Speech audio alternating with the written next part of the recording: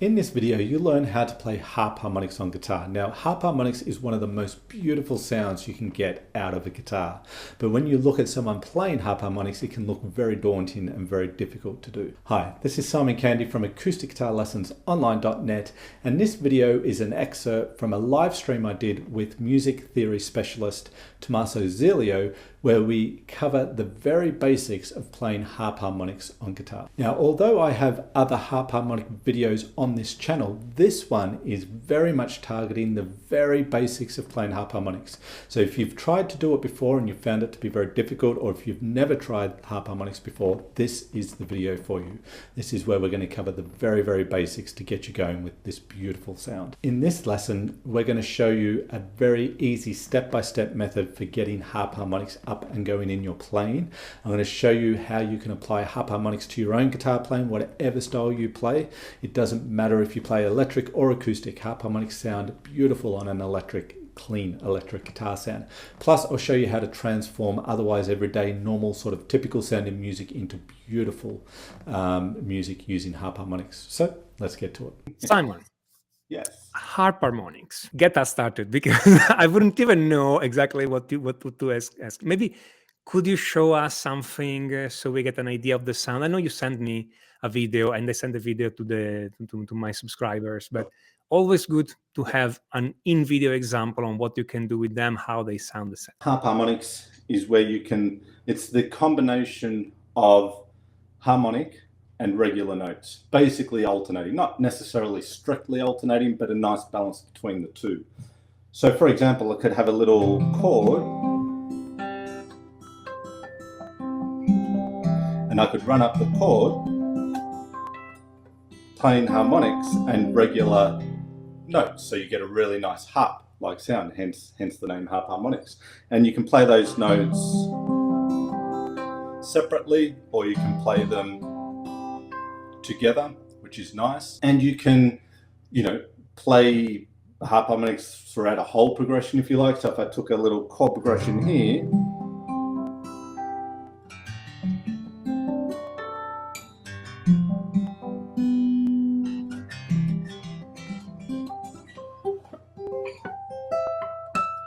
and you can, get little arpeggio runs up, and sometimes you get lucky and you get all those harp harmonics. Sometimes you miss a few, but it's a really nice way to play guitar, and it gives you a whole new scope, a whole new sort of spectrum of sound, if you like. And you can take it and you can convert melodies into harp harmonic melodies, if you like. So if I take something like this,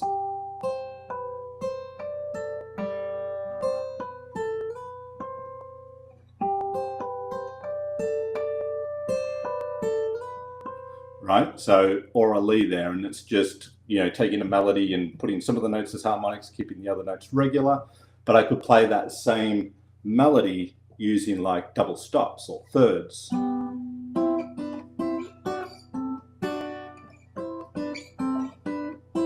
That sort of thing. And in fact, they're not thirds, because when you play one of the notes as a harp harmonic, and we'll look at this in detail if you like, it inverts it. So you're actually hearing sixths there, even though I'm... So you're playing thirds, huh?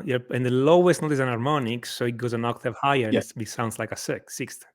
Exactly. So if I have like this, you'd think it's a third looking at my fingers there, but it's actually sounding as a sixth. Also, if I took that same melody or a lead there, you can also sort of incorporate it into a chord melody sort of thing. So both those examples, when I'm playing the melody, it's single line sort of stuff. I mean, I'm harmonizing here, but it's still kind of missing the larger sort of harmony there. But you can sort of incorporate it into chords. So to be something like... pull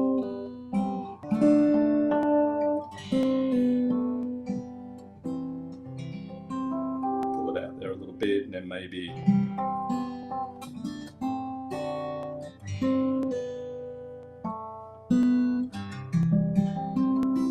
you could go on.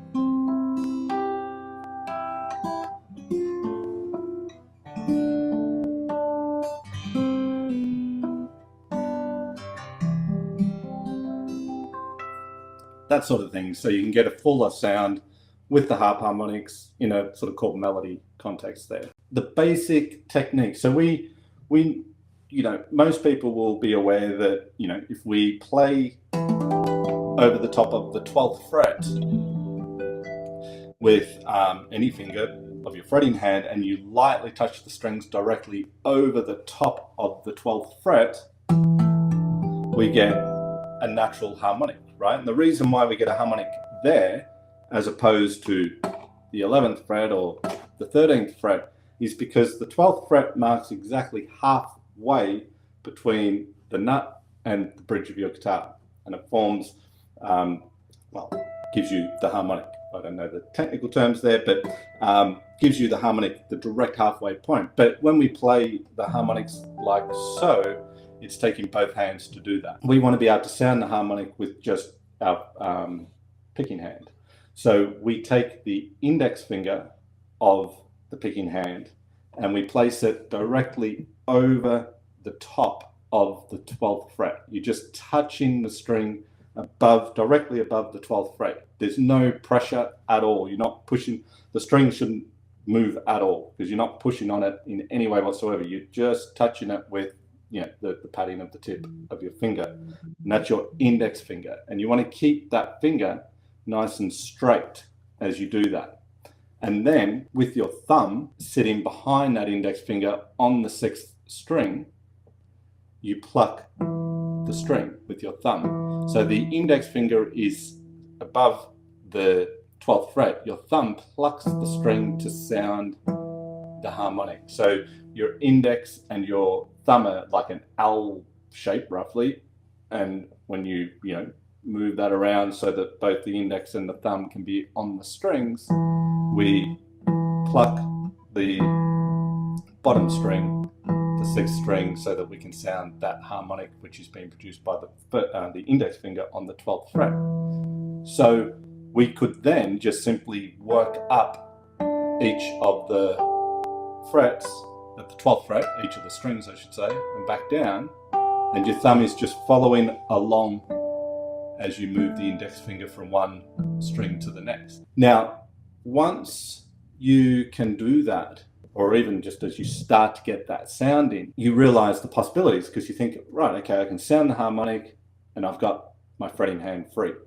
So this means instead of just being limited to open string harmonics, when we're using both hands for the harmonic, we can now play fretted note harmonics. Any note can be converted into a harmonic.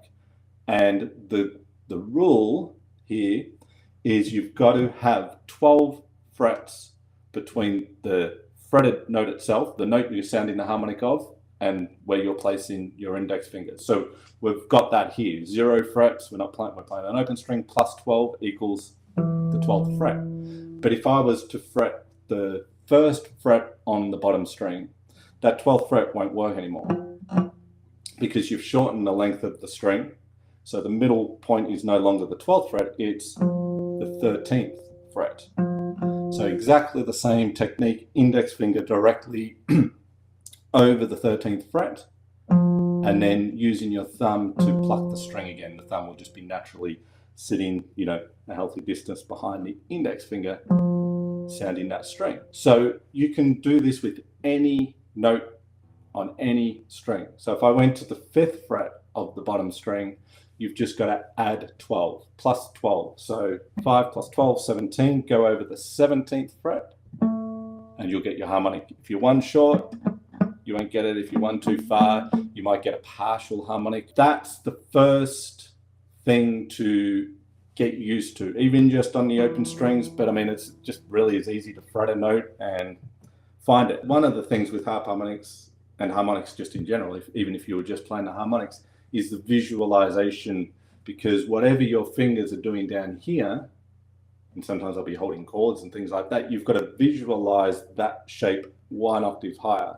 So it's like your double dotted fret becomes the nut, and then here's your 1st, 2nd, 3rd, and it does help that, when you think of that as 0 and then 1, 2, 3, you have mirrored fret markers typically on your guitar. So if that's 0, then 1, 2, 3's dotted, 4, 5's dotted. So it helps when you're visualizing what you're doing down here by what you're doing up there. So far, so good, Simon.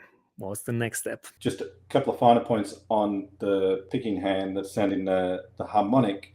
You want to make sure you keep a good distance between the thumb and the index finger. So if you're trying to sound your harp harmonic and your thumb's, really close to the harmonic, you'll sound it, but it chokes the sound up a little bit.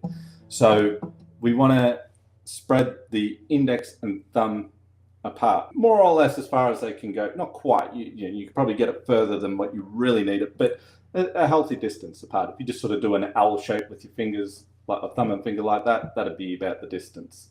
And then you want to make sure that my fingers are up. They're not flat, trying to pick a harmonic where my fingers are flat. They're up like this. So you can see if I just take my other fingers away there for a moment, it's not totally perpendicular or 90 degrees to the string. It's about 45, the index finger, thereabouts. And the thumb's a little bit more perpendicular to the string.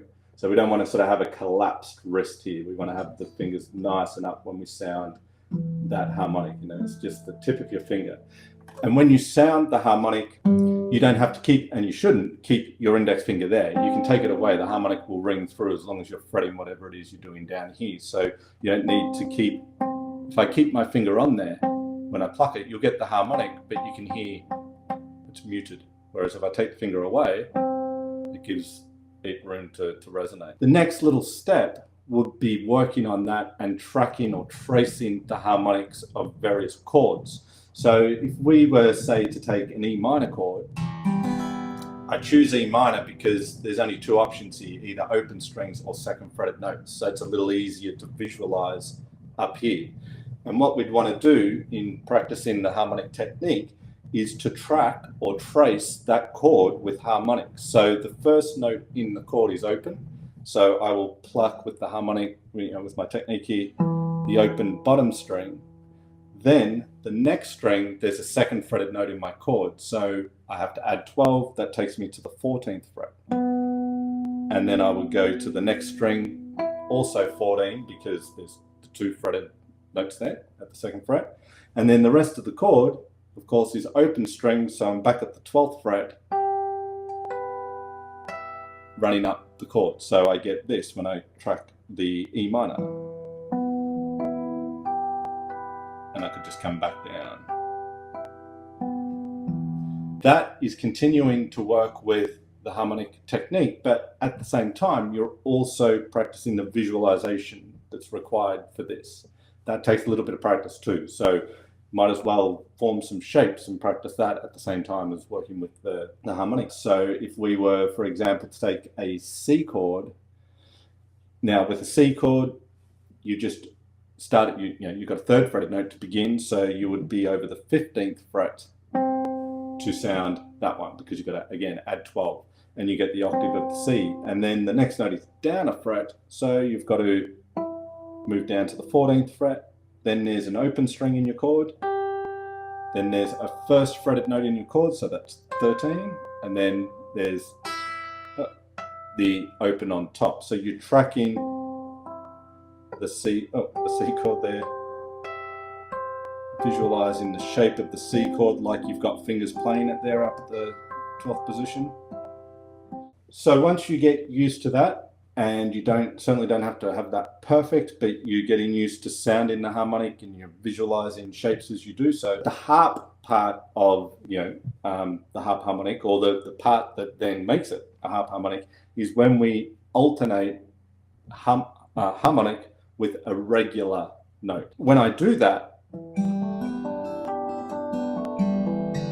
that's where we get the harp sound, right? So we'll just break that down. So if we come back to the 12th fret, so we don't have to do anything with our fretting hand here, we already have covered sounding the harmonic. So that doesn't change. We just pluck the harmonic with index and thumb. And then your ring finger, so this will be your ring finger, your third finger there, that's going to pluck the third string, the open third string. My fingers are up on their fingertips. I'm plucking the low string, and then my my ring finger is plucking the third string. And from a starting point, if you were just to get into position to do this, you could have your index and your thumb in position, and you could have that ring finger just resting on the third string. So you're not bringing it from anywhere too far. If it's not resting on the string, it's certainly just above the string. But to get the hand in position and to get these two things working together, I would start with index, thumb, and ring all resting on their strings. So index, thumb on the bottom string, ring finger on the third string, and then you can sound the harmonic, and then you can pluck the third string. So my thumb's plucking down, my ring finger is plucking up to sound the open string. And you could just go back and forth, just to get used to alternating between a harmonic and a regular note. And then you could move to the next string set. So the fifth string harmonic, the open second string. So everything just moves up a string set there. And you can just go back and forth between the harmonic and the regular note. And then we could go to the fourth string and the top. So now 4 and 1 with index, thumb sounding harmonic again, ring finger sounding the top string. And then even if you just take it to that point for this, for now, and you then work at playing them back to back. So it's harmonic, bottom string, open third, harmonic fifth string, open second, harmonic fourth string, open first. And then you could come back down. So you're just practicing getting the sound of the harmonic and the regular note. The other thing I would then also do here when we're bringing in the natural note. So you practice that and you do that as much as you need to, and that's fine. But then it's sounding the harmonic and the natural note together at the same time, like I was doing here with this sort of stuff. We could take the same strings, the bottom and the third string. So remember I said have the index and thumb and ring finger all on their strings ready to go, and you'll need to do it here because you're going to sound them at the same time. And you'll hear the nice sound you get with the harmonic and the open string. And then you would go up the string set. So running up and back down. The next little step I would do there is just take that open string harp harmonic pattern and apply it to, let's say we applied that to our E minor chord before. You play that pattern, but of course your index finger's got to track the chord. So when you do the string combination of 6-3, that's done at the 12th fret because the note you're sounding in the chord as a harmonic is the open string. But when you go to the 5-2 combination, you've got to move up to the 14th fret because the note you're playing as a harmonic is the B note, and you're actually getting 2 B notes there in the same octave. Okay, so you'll certainly find out if you're in tune or not. And then you move to the next string set for 1, and then you could come back down. So you could pluck them together. You could pluck going up, harmonic coming down.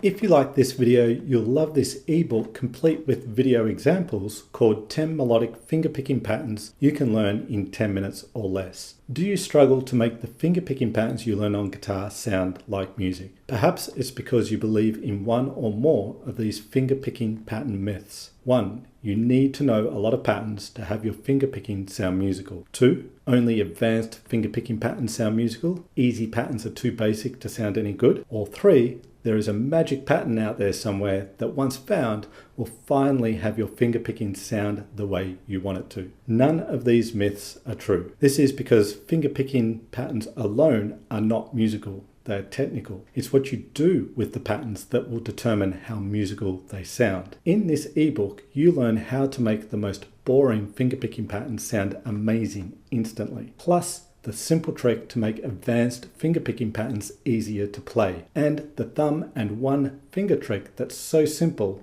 and will have your finger-picking sounding pro in no time. Click the link in the description below this video and download your free ebook complete with video examples, 10 melodic finger-picking patterns you can learn in 10 minutes or less. You'll have it in your inbox within minutes. Let me know in the comments section what acoustic guitar topics you'd like to see covered in future videos.